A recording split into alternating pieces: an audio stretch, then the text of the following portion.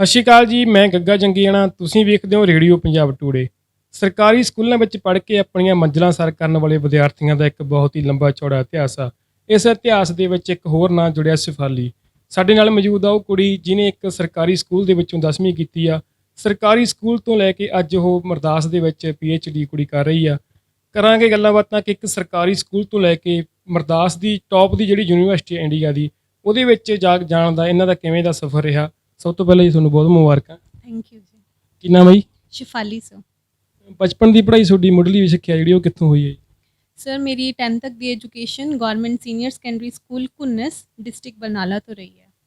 ਉਸ ਤੋਂ ਬਾਅਦ ਪਲੱਸ 2 'ਚ ਕੀ ਕੀਤਾ ਜੀ? ਸਰ +2 ਮੈਂ ਨਾਨ ਮੈਡੀਕਲ ਦੇ ਨਾਲ ਪਾਸ ਆਊਟ ਕੀਤੀ ਹੈ ਅਤੇ ਉਹ ਕਰਨ ਤੋਂ ਬਾਅਦ ਮੈਂ BSc ਆਪਣੀ ਦੇਵ ਸਮਾਜ ਕਾਲਜ ਫਿਰੋਜ਼ਪੁਰ ਤੋਂ ਕੀਤੀ ਹੈ ਅਤੇ ਉਸ ਤੋਂ ਬਾਅਦ ਇੱਕ ਇੰਟਰੈਂਸ ਦੇ ਥਰੂ ਮੈਨੂੰ ਮਾਸਟਰਸ ਕੈਮਿਸਟਰੀ ਆਨਰਸ ਦੇ ਵਿੱਚ ਪੰਜਾਬ ਯੂਨੀਵਰਸਿਟੀ ਚੰਡੀਗੜ੍ਹ ਕਰਨ ਤੋਂ ਮੌਕਾ ਮਿਲਿਆ ਅਤੇ ਉਸ ਤੋਂ ਬਾਅਦ ਮੈਂ JRF ਕੱਢਿਆ 2018 ਅਤੇ 2019 ਦੋਨੋਂ। 2018 'ਚ ਮੈਂ ਆਲ ਇੰਡੀਆ ਰੈਂਕ 62 ਲਿੱਤਾ ਸੀ ਅਤੇ 2019 'ਚ 34 ਅਤੇ ਉਸ ਤੋਂ ਬਾਅਦ ਮੈਂ ਗੇਟ 2019 ਅਤੇ ਗੇਟ 2020 ਦੋਨੋਂ ਕੁਆਲੀਫਾਈ ਕੀਤੇ ਅਤੇ ਉਸ ਤੋਂ ਬਾਅਦ ਇੱਕ ਇੰਟਰਵਿਊ ਦੇ ਥਰੂ ਮੈਨੂੰ Indian institution of technology Madras, ਜਿਹਨੂੰ ਕਿ ਆਪਾਂ IIT ਮਦਰਾਸ ਦੇ ਨਾਮ ਤੋਂ ਜਾਣਦੇ ਹਾਂ, ਉੱਥੇ ਮੈਨੂੰ PhD ਕਰਨ ਦਾ ਚਾਂਸ ਮਿਲਿਆ।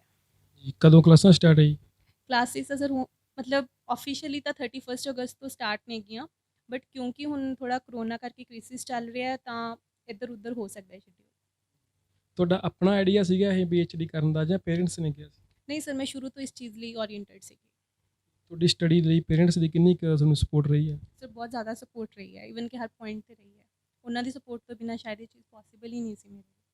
ਤੁਸੀਂ ਬਹੁਤ ਜ਼ਿਆਦਾ ਸਟੱਡੀ ਕੀਤੀ ਆ ਅਤੇ ਕਿੰਨੇ ਘੰਟੇ ਰੋਜ਼ਾਨਾ ਤੁਸੀਂ ਪੜ੍ਹਦੇ ਸੀਗੇ? ਸਰ ਮੇਰੀ ਸਟੱਡੀ ਕਦੇ ਟਾਈਮ ਓਰੀਐਂਟਡ ਨਹੀਂ ਰਹੀ ਹੈ, ਮੇਰੀ ਸਟੱਡੀ ਹਮੇਸ਼ਾ ਤੋਂ ਹੀ ਸਿਲੇਬਸ ਓਰੀਐਂਟਡ ਰਹੀ ਹੈ।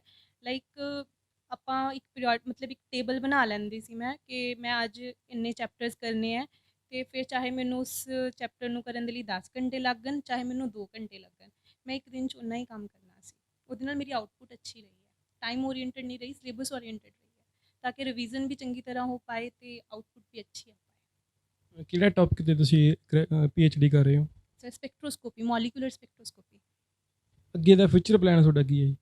ਸਰ ਫਿਊਚਰ 'ਚ ਮੈਂ ਇਹੀ ਕਰੂੰਗੀ ਕਿ PhD ਕੰਪਲੀਟ ਕਰਨ ਤੋਂ ਬਾਅਦ ਅਗਰ ਤਾਂ ਮੌਕਾ ਮਿਲਦਾ ਹੈ ਤਾਂ ਮੈਂ ਪੋਸਟ ਡੌਕ ਕਰੂੰਗੀ ਅਤੇ ਉਸ ਤੋਂ ਬਾਅਦ ਸਰ ਮੈਂ ਕਿਸੇ ਨਾ ਕਿਸੇ ਆਰਗੇਨਾਈਜੇਸ਼ਨਸ ਦੇ ਲਈ, ਜਿਵੇਂ ISRO ਹੈ, DRDO ਹੈ, ਉੱਥੇ ਆਪਣੀ ਰਿਸਰਚ ਦੇ ਲਈ ਜਿਹੜੀ ਵੀ ਅੱਗੇ ਪੋਸੀਬਿਲਿਟੀਜ਼ ਹੋਣਗੀਆਂ ਉਹਦੇ ਲਈ ਅਪਲਾਈ ਕਰੂੰਗੀ ਅਤੇ ਉੱਥੇ ਹੀ ਆਪਣੀ ਰਿਸਰਚ ਨੂੰ ਕੰਟੀਨਿਊ ਕਰੂੰਗੀ। ਜੋ ਅੱਜ ਕੱਲ੍ਹ ਟਰੈਂਡ ਚੱਲ ਰਿਹਾ ਹੈ ਜੀ, +2 ਤੋਂ ਬਾਅਦ ਕੁੜੀਆਂ ਨਾਲ ਜ਼ਿਆਦਾਤਰ IELTS ਕਰ ਰਹੀਆਂ ਨੇ, ਅਤੇ ਤੁਸੀਂ IELTS ਕਿਉਂ ਨਹੀਂ ਕੀਤਾ?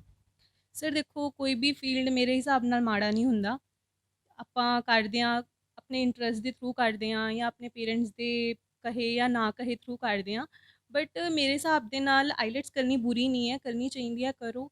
ਬਟ ਇਹਦੇ ਨਾਲ ਆਪਾਂ ਨੂੰ ਇੱਕ ਡਿਸਐਡਵਾਂਟੇਜ ਹੋ ਰਿਹਾ ਹੈ ਕਿ ਆਪਣੇ ਨੇਸ਼ਨ ਦਾ ਜਿਹੜਾ ਟੈਲੈਂਟ ਹੈ ਉਹ ਬਾਹਰ ਜਾ ਰਿਹਾ ਅਤੇ ਉਸ ਚੀਜ਼ ਦੇ ਲਈ ਮੈਨੂੰ ਲੱਗਦਾ ਹੈ ਵੀ ਅਗਰ ਆਪਾਂ ਉਨੀ ਮਿਹਨਤ ਕਿਸੇ ਹੋਰ ਮੁਲਕ 'ਚ ਜਾ ਕੇ ਕਰ ਸਕਦੇ ਹਾਂ ਤਾਂ ਉਨੀ ਮਿਹਨਤ ਅਗਰ ਆਪਾਂ ਆਪਣੇ ਦੇਸ਼ 'ਚ ਜਾ ਕੇ ਕਰੀਏ ਤਾਂ ਸ਼ਾਇਦ ਮੈਨੂੰ ਲੱਗਦਾ ਕਿ ਨੇਸ਼ਨ ਨੂੰ ਬਿਲਡਅਪ ਕਰਨ ਦੇ ਵਿੱਚ ਆਪਾਂ ਨੂੰ ਹੈਲਪ ਮਿਲੂਗੀ। ਜੀ ਬਿਲਕੁਲ, ਤੁਸੀਂ ਬਹੁਤ ਸੋਹਣੀ ਗੱਲ ਕਹੀ ਆ। ਪਰ ਜ਼ਿਆਦਾ ਇੱਕ ਆਪਣੇ ਟਰੈਂਡ ਹੋ ਚੁੱਕੇ ਨਾ ਹੁਣ, ਜ਼ਿਆਦਾ ਪੇਰੈਂਟਸ ਵੀ ਕਹਿ ਰਹੇ ਆ ਕਿ ਇੱਥੇ ਸਕੋਪ ਨਹੀਂ ਹੈਗਾ ਕਿ ਕੁੜੀਆਂ ਨੂੰ IELTS ਕਰਾਓ ਅਤੇ ਬਾਹਰ ਚੱਲੋ, ਕਿਉਂਕਿ ਇੱਥੇ ਕੋਈ ਜੋਬ ਵਗੈਰਾ ਉਹ ਕਹਿੰਦੇ ਨਹੀਂ ਅਵੇਲੇਬਲ ਹੈਗੀ ਅਤੇ ਕੋਈ ਸਕੋਪ ਵੀ ਘੱਟ। ਇਹਨੂੰ ਤੁਸੀਂ ਕਿਵੇਂ ਵੇਖਦੇ ਹੋ? ਸਰ ਐਕਚੁਅਲੀ ਇਹ ਵਾਲਾ ਮਾਈਂਡ ਸੈਟਅਪ ਉੱਥੇ ਚੱਲਦਾ ਹੈ ਜਿੱਥੇ ਆਪਾਂ ਇਹ ਮੰਨ ਕੇ ਚੱਲਦੇ ਹਾਂ ਵੀ ਆਪਣੇ ਕੋਲ ਛੇਤੀ ਤੋਂ ਛੇਤੀ ਪੈਸਾ ਆਵੇ ਅਤੇ ਆਪਾਂ ਨੂੰ ਈਜ਼ੀ ਸਕਸੈਸ ਮਿਲੇ। ਮੇਰੇ ਹਿਸਾਬ ਦੇ ਨਾਲ ਸਕਸੈਸ ਅਗਰ ਈਜ਼ੀ ਹੈ ਤਾਂ ਜਿੰਨੀ ਜਲਦੀ ਆਈ ਹੈ ਉਨੀ ਜਲਦੀ ਚਲੀ ਜਾਊਗੀ। ਆਪਾਂ ਨੂੰ ਅਗਰ ਕੋਈ ਆਪਣਾ ਗੋਲ ਆਪਣਾ ਸੈੱਟ ਕੀਤਾ ਹੋਇਆ ਤਾਂ ਆਪਾਂ ਨੂੰ ਉਹਨੂੰ ਥੋੜ੍ਹਾ ਜਿਹਾ ਟਾਈਮ ਤਾਂ ਦੇਣਾ ਪਏਗਾ। ਆਪਾਂ ਨੂੰ ਗੋਲ ਓਰੀਐਂਟਡ ਰਹਿ ਕੇ ਕੰਮ ਕਰਨਾ ਪਏਗਾ, ਠੀਕ ਹੈ, ਥੋੜ੍ਹਾ ਟਾਈਮ ਵੇਟ ਕਰਨਾ ਪਏਗਾ।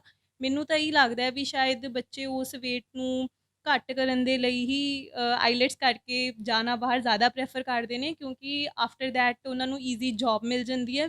ਮੇਨਲੀ ਮੇਰੇ ਹਿਸਾਬ ਦੇ ਨਾਲ ਬੱਚੇ ਜਿਹੜੇ ਆਈਲੈਟਸ ਕਰਕੇ ਬਾਹਰ ਜਾਂਦੇ ਨੇ ਉਹ ਤਾਂ ਹੀ ਜਾਂਦੇ ਨੇ ਕਿ ਪੈਸਾ ਕਮਾਉਣਾ ਸੌਖਾ ਹੈ ਅਤੇ ਇੱਕ ਤਾਂ ਬੰਦਿਆਂ ਦਾ ਇਹੀ ਮਾਈਂਡ ਹੁੰਦਾ, ਮਤਲਬ ਆਪਣੀ ਯੰਗਸਟਰਸ ਦਾ ਇਹੀ ਮਾਈਂਡ ਹੁੰਦਾ ਕਿ ਜਲਦੀ ਸ਼ਾਰਟਕੱਟ ਬਣਾ। ਹਾਂਜੀ, ਵੀ ਮਤਲਬ ਸਕਸੈਸ ਛੇਤੀ ਚਾਹੀਦੀ ਹੈ, ਸ਼ਾਇਦ ਇਹ ਇੱਕ ਕਾਰਨ ਹੈ। ਤੁਸੀਂ ਸਰਕਾਰੀ ਸਕੂਲ ਦੇ ਵਿੱਚ ਪੜ੍ਹੇ ਹੋ ਨਾ, ਅੱਜ ਕੱਲ੍ਹ ਜ਼ਿਆਦਾਤਰ ਪੇਰੈਂਟਸ ਦਾ ਇੱਕ ਇਹ ਮਾਈਂਡ ਦੇ ਵਿੱਚ ਵੜ ਚੁੱਕੀ ਹੈ ਗੱਲ ਕਿ ਪ੍ਰਾਈਵੇਟ ਸਕੂਲ ਦੇ ਵਿੱਚ, ਕੌਨਵੈਂਟ ਸਕੂਲ ਦੇ ਵਿੱਚ ਹੀ ਪੜ੍ਹਾਉਣਾ ਗਾ। ਤੁਹਾਨੂੰ ਕੀ ਲੱਗਦਾ ਕਿ ਸਰਕਾਰੀ ਸਕੂਲ ਦੇ ਵਿੱਚ ਅਤੇ ਕੌਨਵੈਂਟ ਸਕੂਲਾਂ ਦੇ ਵਿੱਚ ਕੀ ਡਿਫਰੈਂਟ ਆ? ਸਰ ਮੇਰੇ ਹਿਸਾਬ ਦੇ ਨਾਲ ਤਾਂ ਕੋਈ ਡਿਫਰੈਂਸ ਨਹੀਂ ਹੈਗਾ। ਪੇਰੈਂਟਸ ਦਾ ਮਤਲਬ ਜਿੱਥੇ ਤੱਕ ਮੈਨੂੰ ਲੱਗਦਾ ਹੈ ਇੱਕ ਮਾਈਂਡ ਸੈਟਅਪ ਬਣਿਆ ਹੁੰਦਾ ਹੈ ਕਿ ਜਿਹੜੀ ਚੀਜ਼ ਮਹਿੰਗੀ ਹੈ ਉਹ ਜ਼ਿਆਦਾ ਅੱਛੀ ਹੋਏਗੀ, ਬਟ ਇਹੋ ਜਿਹੀ ਕੋਈ ਗੱਲ ਨਹੀਂ ਹੈ। ਮੈਂ ਸਰਕਾਰੀ ਸਕੂਲ 'ਚ ਪੜ੍ਹੀ ਹਾਂ ਅਤੇ ਮੈਨੂੰ ਐਂ ਲੱਗਦਾ ਹੈ ਵੀ ਜਿੰਨੇ ਕਨਸੈਪਟਸ ਮੇਰੇ ਉੱਥੇ ਰਹਿ ਕੇ ਕਲੀਅਰ ਹੋਏ ਨੇ, ਸ਼ਾਇਦ ਮੈਂ ਪ੍ਰਾਈਵੇਟ ਸਕੂਲ ਦੇ ਵਿੱਚ ਪੜ੍ਹਦੀ ਤਾਂ ਮੇਰੇ ਕਨਸੈਪਟਸ ਇੰਨੇ ਕਲੀਅਰ ਨਾ ਹੁੰਦੇ, ਕਿਉਂਕਿ ਆਪਾਂ ਨੂੰ ਵੀ ਪਤਾ ਹੈ ਅਗਰ ਕੋਈ ਹਾਈਲੀ ਐਜੂਕੇਟਿਡ ਪਰਸਨ ਹੈ ਉਹ ਪ੍ਰਾਈਵੇਟ ਦੇ ਨਾਲੋਂ ਗਵਰਨਮੈਂਟ ਸੈਕਟਰ ਦੇ ਵਿੱਚ ਜਾਣਾ ਜ਼ਿਆਦਾ ਪ੍ਰੈਫਰ ਕਰਦਾ ਹੈ। ਅਤੇ ਇਸ ਲਈ ਜਦੋਂ ਉੱਥੇ ਜਿਹੜੇ ਟੀਚਰਸ ਨੇ ਉਹ ਹਾਈਲੀ ਐਜੂਕੇਟਡ ਨੇ ਅਤੇ ਜਿਹੜੀ ਉੱਥੇ ਐਜੂਕੇਸ਼ਨ ਹੈ ਉਹ ਆਪਾਂ ਨੂੰ ਮਿਨੀਮਲ ਰੇਟ 'ਤੇ ਮਿਲ ਰਹੀ ਹੈ। ਈਵਨ ਕਿ ਹੁਣ ਤਾਂ ਮੈਨੂੰ ਲੱਗਦਾ ਕਿ ਹੁਣ ਤਾਂ ਗੌਰਮੈਂਟ ਦੀ ਜਿਹੜੀ ਨਵੀਂ ਐਜੂਕੇਸ਼ਨ ਪੋਲਿਸੀ ਆਈ ਹੈ ਉਹਦੇ ਅਕੋਰਡਿੰਗ ਤਾਂ 12th ਤੱਕ ਦੀ ਜਿਹੜੀ ਐਜੂਕੇਸ਼ਨ ਉਹ ਇੱਕਦਮ ਫ੍ਰੀ ਕਰ ਦਿੱਤੀ ਹੋਈ ਹੈ। ਅਤੇ ਜਦੋਂ ਆਪਾਂ ਨੂੰ ਇੰਨੀ ਅੱਛੀ ਚੀਜ਼ ਫ੍ਰੀ 'ਚ ਮਿਲ ਰਹੀ ਹੈ ਤਾਂ ਮੈਨੂੰ ਨਹੀਂ ਸਮਝ ਆਉਂਦੀ ਇਹ ਚੀਜ਼ ਵੀ ਸੇਮ ਚੀਜ਼ ਦੇ ਲਈ ਪੇਰੈਂਟਸ ਨੂੰ ਐਂ ਕਿਉਂ ਲੱਗਦਾ ਵੀ ਅਗਰ ਅਸੀਂ ਹਾਈ ਅਮਾਊਂਟ ਪੇ ਕਰਾਂਗੇ ਤਾਂ ਸਾਡਾ ਬੱਚਾ ਜ਼ਿਆਦਾ ਸਿੱਖੇਗਾ। ਅਤੇ ਮੈਂ ਇਹੀ ਕਹਿਣਾ ਚਾਹੂੰਗੀ ਵੀ ਇਹ ਕੋਈ ਮਾਈਂਡ ਸੈਟਅਪ ਨਾ ਰੱਖੋ ਵੀ ਅਸੀਂ ਸਰਕਾਰੀ ਸਕੂਲ 'ਚ ਪੜ੍ਹਨਾ ਹੈ ਅਸੀਂ ਪ੍ਰਾਈਵੇਟ 'ਚ ਪੜ੍ਹਨਾ, ਬਸ ਤੁਸੀਂ ਪੜ੍ਹੋ। ਅਤੇ ਮੈਨੂੰ ਲੱਗਦਾ ਹੈ ਕਿ ਜਿੱਥੇ ਰਿਸੋਰਸਿਸ ਘੱਟ ਨੇ ਹੈ ਨਾ, ਫਿਰ ਵੀ ਇੰਨੀ ਜ਼ਿਆਦਾ ਡਿਵੈਲਪਮੈਂਟ ਹੋ ਰਹੀ ਹੈ ਤਾਂ ਆਪਾਂ ਨੂੰ ਗਵਰਨਮੈਂਟ ਸਕੂਲ ਨੂੰ ਪ੍ਰੈਫਰ ਕਰਨਾ ਚਾਹੀਦਾ ਮੇਰੇ ਹਿਸਾਬ ਦੇ ਨਾਲ, ਕਿਉਂਕਿ ਮੈਨੂੰ ਇਸ ਚੀਜ਼ ਦਾ ਬਹੁਤ ਫਾਇਦਾ ਹੋਇਆ। ਅਤੇ ਮੈਂ ਬਾਕੀਆਂ ਨੂੰ ਵੀ ਇਹੀ ਕਹਿਣਾ ਚਾਹੂੰਗੀ ਵੀ ਤੁਸੀਂ ਉੱਥੇ ਇਹ ਦੇਖੋ ਕਿ ਤੁਹਾਡੇ ਬੱਚੇ ਨੂੰ ਬੈਸਟ ਐਜੂਕੇਸ਼ਨ ਮਿਲ ਕਿੱਥੇ ਰਹੀ ਹੈ, ਇਹ ਨਾ ਦੇਖੋ ਕਿ ਇਸ ਚੀਜ਼ ਦਾ ਸਟੈਂਡਰਡ ਉੱਚਾ ਹੈ ਜਾਂ ਇਸ ਚੀਜ਼ ਦਾ ਸਟੈਂਡਰਡ ਨੀਵਾਂ ਹੈ। ਇਸ ਲਈ ਮੈਂ ਸਭ ਨੂੰ ਇਹ ਕਹਿਣਾ ਚਾਹੂੰਗੀ ਵੀ ਆਪਣੇ ਬੱਚਿਆਂ ਨੂੰ ਮੈਕਸਿਮਮ ਤੋਂ ਮੈਕਸਿਮਮ ਜਿਹੜੀ ਐਡਮਿਸ਼ਨ ਹੈ ਉਹਨਾਂ ਦੀ ਉਹ ਗਵਰਨਮੈਂਟ ਸਕੂਲ ਦੇ ਵਿੱਚ ਕਰਾਓ। ਬਹੁਤ ਸਾਰੇ ਬੱਚੇ ਮਾਪੇ ਵੀ ਸੋਚਦੇ ਆ ਕਿ ਕਨਵੈਂਟ ਸਕੂਲਾਂ ਤੋਂ ਬਿਨਾਂ ਨਹੀਂ ਉਹਨਾਂ ਦੇ ਬੱਚੇ ਤਰੱਕੀ ਨਹੀਂ ਕਰ ਸਕਦੇ। ਤਾਂ ਭੈਣ ਨੇ ਬਹੁਤ ਸੋਹਣੀਆਂ ਗੱਲਾਂ ਕਹੀਆਂ ਗਈਆਂ। ਉਮੀਦ ਆ ਤੁਹਾਨੂੰ ਸਾਡਾ ਇਹ ਪ੍ਰੋਗਰਾਮ ਪਸੰਦ ਆ ਰਿਹਾ ਹੋਊਗਾ। ਅਗਲਾ ਸਵਾਲ ਇਹ ਹੈ ਕਿ ਤੁਸੀਂ ਸਾਊਥ ਦੇ ਵਿੱਚ ਹੁਣ ਜਾਣਾ, ਉੱਥੇ ਆਪਣੀ ਹਿੰਦੀ ਪੰਜਾਬੀ ਵੀ ਨਹੀਂ ਬਿਲਕੁਲ ਨਹੀਂ ਚੱਲਣੀ, ਅਤੇ ਕਿਵੇਂ ਮੇਨਟੇਨ ਰੱਖੋਗੇ ਘਰ ਤੋਂ ਇੰਨੀ ਦੂਰ ਰਹਿਣਾ? ਸਰ ਜਦੋਂ ਆਪਾਂ ਕਿਸੇ ਚੀਜ਼ ਆਪਾਂ ਗੋਲ ਓਰੀਐਂਟਡ ਹੋ ਜਾਂਦੇ ਹੁੰਦੇ ਆ, ਫਿਰ ਮੈਨੂੰ ਲੱਗਦਾ ਹੁਣ ਆਪਾਂ ਮਤਲਬ ਇਸ ਏਜ 'ਤੇ ਆ ਕੇ ਮੈਂ ਇੰਨੀ ਕੁ ਮੈਚਿਓਰ ਹੋ ਚੁੱਕੀ ਹਾਂ ਕਿ ਮੈਨੂੰ ਇਸ ਚੀਜ਼ ਦੇ ਨਾਲ ਫਰਕ ਨਹੀਂ ਪੈਂਦਾ। ਮੈਨੂੰ ਇੰਨਾ ਹੈ ਕਿ ਮੈਂ ਜਿਹੜੀ ਚੀਜ਼ ਕਰਨ ਚੱਲੀ ਹਾਂ ਵੀ ਉਹ ਮੇਰੀ ਅੱਛੀ ਤਰ੍ਹਾਂ ਅਤੇ ਇਫੈਕਟਿਵਲੀ ਕੰਪਲੀਟ ਹੋਵੇ। ਬਾਕੀ ਗੱਲ ਰਹੀ ਕਮਿਊਨੀਕੇਸ਼ਨ ਦੀ, ਸਰ ਗੌਰਮੈਂਟ ਸਕੂਲ 'ਚੋਂ ਪੜ੍ਹਿਆ ਬਟ ਸਾਡੀ ਇੰਗਲਿਸ਼ ਵੀ ਸਾਨੂੰ ਉਨੇ ਹੀ ਅੱਛੇ ਤਰੀਕੇ ਨਾਲ ਪੜ੍ਹਾਈ ਗਈ ਹੈ ਜਿੰਨੇ ਅੱਛੇ ਤਰੀਕੇ ਨਾਲ ਸਾਨੂੰ ਸਾਇੰਸ ਜਾਂ ਮੈਥ ਪੜ੍ਹਾਇਆ ਗਿਆ। ਸਰ ਗੌਰਮੈਂਟ ਸਕੂਲ ਦੇ ਵਿੱਚ ਮੈਂ ਪੜ੍ਹੀ ਹਾਂ ਬਟ ਮੇਰਾ ਮੀਡੀਅਮ ਇੰਗਲਿਸ਼ ਰਿਹਾ ਅਤੇ ਉਸ ਚੀਜ਼ ਲਈ ਮੈਨੂੰ ਟਫ ਨਹੀਂ ਲੱਗਦਾ ਹੈਗਾ ਇੰਗਲਿਸ਼ ਦੇ ਵਿੱਚ ਕਮਿਊਨੀਕੇਟ ਕਰਨਾ। ਬਾਕੀ ਥੋੜ੍ਹੀ ਬਹੁਤ ਫਲੂਐਂਸੀ ਦੀ ਗੱਲ ਹੁੰਦੀ ਹੈ ਜਿਹੜੀ ਕਿ ਮੈਨੂੰ ਲੱਗਦਾ ਕਿ ਪ੍ਰਾਈਵੇਟ ਸਕੂਲਾਂ ਵਾਲਿਆਂ ਕੋਲ ਥੋੜ੍ਹੀ ਜਿਹੀ ਜ਼ਿਆਦਾ ਹੁੰਦੀ ਹੈ, ਬਟ ਉਸ ਚੀਜ਼ 'ਤੇ ਆਪਾਂ ਵਰਕਆਊਟ ਕਰ ਸਕਦੇ ਹਾਂ। ਆਪਾਂ ਮੈਕਸੀਮਮ ਆਪਣੇ ਇਨਵਾਇਰਮੈਂਟ 'ਚ ਜਾਂ ਜਿੰਨਾ ਆਪਾਂ ਬੋਲ ਸਕਦੇ ਹਾਂ, ਅਗਰ ਆਪਾਂ ਇੰਗਲਿਸ਼ 'ਚ ਕਮਿਊਨੀਕੇਟ ਕਰ ਸਕਦੇ ਹਾਂ ਤਾਂ ਫਲੂਐਂਸੀ ਹੈ ਜਿਹੜੀ ਉਹ 15-20 ਦਿਨ ਦੀ ਗੱਲ ਹੁੰਦੀ ਹੈ ਉਹਦੇ 'ਚ ਬਣ ਜਾਂਦੀ ਹੈ। ਅਤੇ ਮੈਂ ਕਰ ਲੂੰਗੀ, ਮਤਲਬ ਕੋਸ਼ਿਸ਼ ਕਰੂੰਗੀ, ਬਾਕੀ ਫਿਰ ਉੱਤੇ ਦੇਣ ਵਾਲਾ ਰੱਬ ਹੈ। ਪੇਰੈਂਟਸ ਨੇ ਇਹ ਨਹੀਂ ਕਿਹਾ ਵੀ ਇੰਨੀ ਦੂਰ ਤੁਸੀਂ ਪੜ੍ਹਨ ਜਾ ਰਹੇ ਹੋ? ਸਰ ਮੈਨੂੰ ਮੇਰੇ ਪੇਰੈਂਟਸ ਦੀ ਬਹੁਤ ਸਪੋਰਟ ਰਹੀ ਹੈ, ਸ਼ੁਰੂ ਤੋਂ ਰਹੀ ਹੈ। ਈਵਨ ਕਿ ਮੈਂ ਕਿਤੇ ਵੀ ਜਾਣਾ ਹੋਵੇ ਉਹ ਮੈਨੂੰ ਰੋਕਦੇ ਨਹੀਂ ਹੈਗੇ, ਬਲਕਿ ਮੈਂ ਤਾਂ ਖੁਦ ਮੈਨੂੰ ਇਨੀਸ਼ੀਅਲੀ ਲੱਗ ਰਿਹਾ ਸੀ ਕਿ ਸ਼ਾਇਦ ਮੈਂ ਬਹੁਤ ਦੂਰ ਚਲੀ ਜਾਊਂਗੀ। ਮੇਰੇ 'ਚ ਇਹ ਚੀਜ਼ ਉਹਨਾਂ ਨਹੀਂ ਲੈ ਕੇ ਆਉਂਦੀ ਹੈ ਵੀ ਨਹੀਂ ਨਹੀਂ ਕੁਛ ਨਹੀਂ ਹੁੰਦਾ ਤੂੰ ਜਾ, ਅਤੇ ਬਾਕੀ ਦੀ ਗੱਲਾਂ ਬਾਅਦ 'ਚ ਦੇਖੀਆਂ ਜਾਣਗੀਆਂ, ਤੂੰ ਆਪਣੀ ਸਟੱਡੀ 'ਤੇ ਕੌਨਸਨਟਰੇਟ ਕਰ। ਤੁਸੀਂ ਪੜ੍ਹ ਕੇ PhD ਕਲੀਅਰ ਹੁੰਦੀ ਆ ਤਾਂ ਪੰਜਾਬ ਨੂੰ ਕੋਈ ਫਾਇਦਾ ਤੁਹਾਡਾ ਮਨ ਹੈਗਾ ਕਿ ਕੁਛ ਮੈਂ ਪੰਜਾਬ ਲਈ ਵੀ ਕਰਨਾ, ਆਪਣੇ ਪਿੰਡਾਂ ਲਈ ਕਰਨਾ, ਹੈ ਨਾ, ਆਪਣੇ ਜਿਹੜੀ ਆਉਣ ਵਾਲੀ ਪੀੜ੍ਹੀ ਉਹਦੇ ਲਈ ਕੁਛ ਕਰਨਾ ਹੈਗਾ, ਕੋਈ ਮਾਈਂਡ ਦੇ ਵਿੱਚ ਹੈਗੀ ਇਹੋ ਜਿਹੀ ਗੱਲ?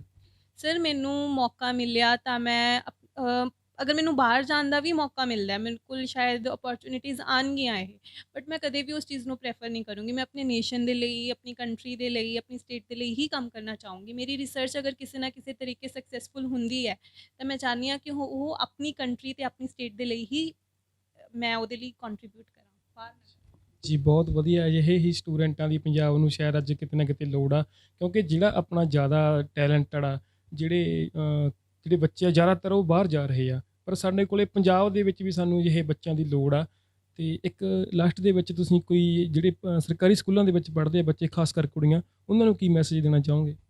ਮੈਂ ਸਾਰਿਆਂ ਨੂੰ ਇਹੀ ਕਹਿਣਾ ਚਾਹੂੰਗੀ ਵੀ ਅਗਰ ਤੁਸੀਂ ਆਪਣਾ ਕੋਈ ਗੋਲ ਸੈੱਟ ਕੀਤਾ ਹੋਇਆ ਹੈ ਉਹਨੂੰ ਉਵੇਂ ਹੀ ਮੇਨਟੇਨ ਰੱਖੋ ਅਤੇ ਉਹਦੇ ਲਈ ਜਿਹੜੀ ਮਿਹਨਤ ਹੈ ਉਹ ਤੁਸੀਂ ਇਮਾਨਦਾਰੀ ਦੇ ਨਾਲ ਕਰੋ। ਠੀਕ ਹੈ ਟਾਈਮ ਲੱਗੂਗਾ ਬਟ ਉਸ ਚੀਜ਼ ਨੂੰ ਛੱਡੋ ਨਾ, ਉਸ ਚੀਜ਼ ਨੂੰ ਆਪਣੀ ਜ਼ਿੱਦ ਬਣਾ ਲਓ ਅਤੇ ਇਮਾਨਦਾਰੀ ਨਾਲ ਉਸ ਚੀਜ਼ 'ਤੇ ਮਿਹਨਤ ਕਰੋ ਅਤੇ ਮੈਨੂੰ ਲੱਗਦਾ ਫਿਰ ਸਕਸੈਸ ਕਿਤੇ ਦੂਰ ਨਹੀਂ ਰਹਿ ਜਾਂਦੀ। ਤੁਸੀਂ ਸ਼ੁਰੂ ਤੋਂ ਹੀ ਸਕਸੈਸ ਦੇਖਿਆ ਜਾਂ ਫੇਲੀਅਰ ਦਾ ਵੀ ਸਾਹਮਣਾ ਕਰਨਾ ਪਿਆ ਤੁਹਾਨੂੰ? ਸਰ ਮੈਂ ਇੱਕ ਟਾਈਮ 'ਚ ਮਤਲਬ ਮੇਰੀ ਲਾਈਫ 'ਚ ਇੱਕ ਟਾਈਮ ਆਇਆ ਸੀ ਕਿ ਮਤਲਬ ਮੈਂ ਸ਼ੁਰੂ ਤੋਂ ਹੀ ਮੈਰੀਟੋਰੀਅਸ ਸਟੂਡੈਂਟ ਰਹੀ ਸੀ, 8th 'ਚ 5th 'ਚ 10th 'ਚ ਆਲ ਓਵਰ ਮੈਂ ਮੈਰਿਟ 'ਚ ਸੀਗੀ। ਬਟ ਆਫਟਰ ਦੈਟ 12th 'ਚ ਆ ਕੇ ਮੈਂ ਥੋੜ੍ਹਾ ਜਿਹਾ ਸਲਿੱਪ ਹੋ ਗਈ ਅਤੇ ਮਤਲਬ ਮੈਨੂੰ ਆਦਤ ਸੀ 90s ਦੇ ਵਿੱਚ ਰਹਿਣ ਦੀ, ਅਤੇ 12th 'ਚ ਆ ਕੇ ਮੇਰੀ ਪਰਸੈਂਟੇਜ ਦੇ ਅੱਗੇ 7 ਮਾਰਕ ਹੋ ਗਿਆ, ਲਾਈਕ 78 ਪੁਆਇੰਟ ਸਮਥਿੰਗ ਮੇਰੇ ਮਾਰਕਸ ਸੀਗੇ 12th ਦੇ ਵਿੱਚ। ਤੇ ਉਸ ਚੀਜ਼ ਦੇ ਨਾਲ ਕੀ ਹੋਇਆ ਕਿ ਸੋਸਾਇਟੀ ਨੇ ਮੈਨੂੰ ਕ੍ਰਿਟਿਸਾਈਜ਼ ਬਹੁਤ ਕੀਤਾ, ਲਾਈਕ ਵੀ ਪਤਾ ਨਹੀਂ ਇਹੋ ਜਿਹੀ ਕੀ ਗੱਲ ਹੋ ਗਈ ਜਿਹੜਾ ਇਹਨਾਂ ਨੇ ਪੜ੍ਹਨਾ ਛੱਡਤਾ, ਜਾਂ ਬਹੁਤ ਕੁਛ ਮੇਰੇ ਤੋਂ ਜ਼ਿਆਦਾ ਮੈਨੂੰ ਲੱਗਦਾ ਮੇਰੇ ਫਾਦਰ ਸਾਹਿਬ ਨੂੰ ਸੁਣਨਾ ਪਿਆ। ਤੇ ਮੈਨੂੰ ਇਹ ਲੱਗਦਾ ਹੈ ਵੀ ਜਿਹੜੀ ਕ੍ਰਿਟਿਸਿਜ਼ਮ ਹੈ ਜਾਂ ਜਿਹੜੀ ਫੇਲਰ ਹੈ ਉਹ ਇੱਕ ਇਲੈਕਟ੍ਰਿਕ ਪੁਸ਼ ਦਿੰਦੀ ਹੈ ਆਪਣੀ ਸਕਸੈਸ ਨੂੰ। ਤੇ ਉਸ ਚੀਜ਼ ਤੋਂ ਬਾਅਦ ਮੇਰੇ ਤੇ ਉਸ ਚੀਜ਼ ਨੇ ਇੰਨਾ ਵਰਕ ਕੀਤਾ ਕਿ ਮੈਨੂੰ ਐਂ ਲੱਗਣ ਲੱਗ ਗਿਆ ਸੀ ਵੀ ਹੁਣ ਮੈਂ ਕੁਝ ਕਰਕੇ ਦਿਖਾਣਾ ਹੈ। ਤੇ ਉਹੀ ਚੀਜ਼ ਨੇ ਮੈਨੂੰ ਇਨਕਰੇਜ ਕੀਤਾ ਕਿ ਮੈਂ ਪੜ੍ਹਾਂ ਅੱਗੇ, ਤੇ ਮਤਲਬ ਅੱਗੇ ਮੈਂ ਜੋ ਵੀ ਚਲੋ ਅੱਗੇ ਮੈਨੂੰ ਮਿਲਿਆ ਉਹ ਉਹਦੇ ਵਿੱਚ ਸਭ ਤੋਂ ਵੱਡਾ ਅਗਰ ਆਪਾਂ ਕਹੀਏ ਰੋਲ ਉਹ ਮੇਰੇ ਫੇਲਰ ਦਾ ਰਿਹਾ ਹੈ।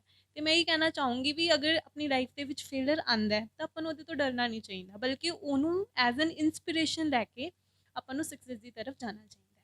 ਸਾਡੇ ਨਾਲ ਸ਼ਿਫਾਲੀ ਦੇ ਫਾਦਰ ਸਾਹਿਬ ਨੇ, ਇਹਨਾਂ ਨਾਲ ਗੱਲਬਾਤ ਕਰਾਂਗੇ ਕਿ ਇਹਨਾਂ ਦੀ ਬੱਚੀ ਨੂੰ ਇੰਡੀਆ ਦੀ ਟੌਪ ਦੀ ਯੂਨੀਵਰਸਿਟੀ ਦੇ ਵਿੱਚ PhD ਕਰਨ ਦਾ ਜਿਹੜਾ ਮਾਣ ਹਾਸਲ ਹੋਇਆ। ਸਰ ਕਿੰਨੀ ਖੁਸ਼ੀ ਹੈ ਜੀ ਤੁਹਾਨੂੰ? ਸਰ ਮੈਨੂੰ ਬਹੁਤ ਖੁਸ਼ੀ ਹੈ ਜੀ। ਮੇਰੇ ਬੱਚੇ ਨੇ ਜੀ ਜੋ ਕੀਤਾ ਹੈ ਮੇਰੀ ਐਕਸਪੈਕਟੇਸ਼ਨ ਤੋਂ ਵੱਧ ਕੀਤਾ ਹੈ ਜੀ। ਮੈਂ ਸੋਚਿਆ ਨਹੀਂ ਸੀ ਕਿ ਬੱਚੀ ਮੇਰੀ IIT ਦਾ ਟੈਸਟ ਕੱਢ ਜਾਏਗੀ, ਪਰੰਤੂ ਉਸ ਦੀ ਲੇਬਰ ਸੀ ਜਿਹੜੀ ਉਹਦੇ ਨਾਲ ਉਸਨੇ ਇੱਕ ਇਸ ਮੁਕਾਮ ਨੂੰ ਹਾਸਲ ਕੀਤਾ ਹੈ। ਮੈਨੂੰ ਬਹੁਤ ਖੁਸ਼ੀ ਹੈ ਜੀ, ਤੇ ਮੈਂ ਆਪਣੀ ਖੁਸ਼ੀ ਹੈ ਜਿਹੜੀ ਉਹ ਸ਼ਬਦਾਂ 'ਚ ਐਕਸਪ੍ਰੈਸ ਨਹੀਂ ਕਰ ਸਕਦਾ ਕਿ ਮੇਰੇ ਬੱਚੇ ਨੇ ਇੰਨੀ ਮਿਹਨਤ ਕੀਤੀ ਹੈ ਜੀ। ਜ਼ਿਆਦਾਤਰ ਮਾਪੇ ਜੀ ਆਪਣੇ ਬੱਚਿਆਂ ਨੂੰ ਕੌਨਵੈਂਟ ਸਕੂਲਾਂ 'ਚ ਪੜ੍ਹਾਉਂਦੇ ਆ, ਜ਼ਿਆਦਾ ਫੀਸਾਂ ਦਿੰਦੇ ਆ। ਤੁਸੀਂ 10ਵੀਂ ਕਲਾਸ ਦੀ ਤੱਕ ਦੀ ਜਿਹੜੀ ਵਿੱਦਿਆ ਗਈ ਆਪਣੀ ਬੱਚੀ ਨੂੰ ਸਰਕਾਰੀ ਸਕੂਲ ਦੇ ਵਿੱਚ ਪੜ੍ਹਾਇਆ ਹੈਗਾ, ਅਤੇ ਤੁਸੀਂ ਮਾਪਿਆਂ ਨੂੰ ਕੀ ਕਹਿਣਾ ਚਾਹੋਗੇ ਜਿਹੜੇ ਇਹ ਸੋਚਦੇ ਆ ਵੀ ਸ਼ਾਇਦ ਕੌਨਵੈਂਟ ਸਕੂਲਾਂ ਦੇ ਵਿੱਚ ਜ਼ਿਆਦਾ ਬੱਚੇ ਸਾਡੇ ਪੜ੍ਹ ਕੇ ਤਰੱਕੀ ਕਰ ਸਕਦੇ ਆ? ਠੀਕ ਹੈ ਸਰ। ਸਰ ਇਹ ਲੋਕਾਂ ਨੂੰ ਇੱਕ ਵਹਿਮ ਹੈ ਕਿ ਗੌਰਮੈਂਟ ਸਕੂਲਾਂ ਦੇ ਵਿੱਚ ਐਜੂਕੇਸ਼ਨ ਨਹੀਂ, ਪਰੰਤੂ ਮੈਂ ਤਾਂ ਇੱਕ ਚੀਜ਼ ਦੇਖੀ ਹੈ ਕਿ ਜਿੰਨਾ ਐਕਸਪਰਟ ਸਟਾਫ ਗੌਰਮੈਂਟ ਸਕੂਲਾਂ ਦੇ ਵਿੱਚ ਹੈ, ਪ੍ਰਾਈਵੇਟ ਸਕੂਲਾਂ ਕੋਲ ਤਾਂ ਉਹਨਾਂ ਹੈ ਹੀ ਨਹੀਂ ਹੈ ਜੀ। ਬੜੇ ਕਾਬਲ ਟੀਚਰ ਹੈ ਜਿਹੜੇ ਸਕੂਲ ਦੇ ਵਿੱਚ ਬੈਠੇ ਨੇ। ਜਦੋਂ ਮੈਂ ਇਹ ਚੀਜ਼ ਦੇਖੀ ਕਿ ਮੇਰੇ ਸਟਾਫ ਦੇ ਜਿਹੜੇ ਮੈਂਬਰ ਹੈ ਇਦੋਂ ਵੱਧ ਕੁਆਲੀਫਾਈਡ ਕਿ ਪ੍ਰਾਈਵੇਟ ਸਕੂਲਾਂ ਦੇ ਵਿੱਚ ਨਹੀਂ ਹੋ ਸਕਦੇ, ਤਾਂ ਮੈਂ ਇਹ ਡਿਸੀਜਨ ਲੈ ਲਿਆ ਸੀ ਕਿ ਮੈਂ ਆਪਣੇ ਬੱਚੇ ਨੂੰ ਜੀ ਗੌਰਮੈਂਟ ਸਕੂਲ 'ਚ ਹੀ ਪੜ੍ਹਾਊਂਗਾ। ਅਤੇ ਬਹੁਤ ਵਧੀਆ ਮੇਰੀ ਬੇਟੀ ਨੇ ਉੱਥੋਂ ਗੇਨ ਕੀਤਾ ਹੈ। ਅਤੇ ਮੈਂ ਜਿਹੜੇ ਆਪਣੇ ਪੇਰੈਂਟਸ ਨੇ ਉਹਨਾਂ ਨੂੰ ਬੇਨਤੀ ਕਰੂੰਗਾ ਕਿ ਉਹ ਬੱਚੇ ਨੂੰ ਆਪਣੇ ਗੌਰਮੈਂਟ ਸਕੂਲ ਦੇ ਵਿੱਚ ਪੜ੍ਹਾਉਣ, ਕਿਉਂਕਿ ਅੱਜ ਕੱਲ੍ਹ ਗੌਰਮੈਂਟ ਸਕੂਲਾਂ ਦੇ ਵਿੱਚ ਜੋ ਕੁਆਲਿਟੀ ਮਿਲ ਰਹੀ ਹੈ ਉਹ ਪ੍ਰਾਈਵੇਟ ਸਕੂਲਾਂ ਕੋਲੇ ਨਹੀਂ ਹੈ ਸਰ। ਇਸ ਕਰਕੇ ਜੀ ਮੈਂ ਆਪਣੀ ਬੱਚੀ ਨੂੰ ਗੌਰਮੈਂਟ ਸਕੂਲ ਦੇ ਵਿੱਚ ਹੀ ਮਤਲਬ ਪੜ੍ਹਾਇਆ ਜੀ। ਬਹੁਤ ਧੰਨਵਾਦ ਜੀ। ਅਸੀਂ ਉਮੀਦ ਕਰਦੇ ਹਾਂ ਕਿ ਤੁਹਾਡੀ ਬੱਚੀ ਜ਼ਰੂਰ ਸਕਸੈਸ ਹੋ ਕੇ ਆਵੇ। ਧੰਨਵਾਦ ਜੀ ਰੇਡੀਓ ਪੰਜਾਬ ਟੂਡੇ ਨਾਲ ਗੱਲਬਾਤ ਕਰਨ ਲਈ। Thank you sir.